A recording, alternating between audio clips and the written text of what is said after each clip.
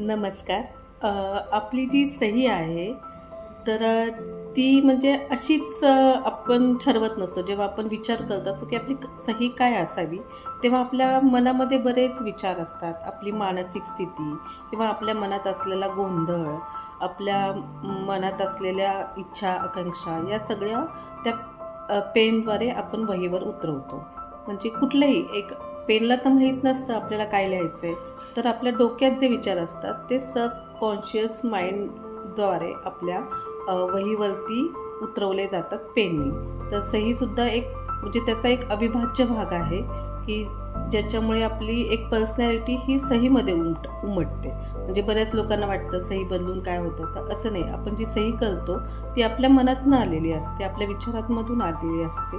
त्याच्यामुळे त्याच्यावर आपलं यश, आपलं अपयश हे त्याच्यावरती सुद्धा डिपेंड असतं.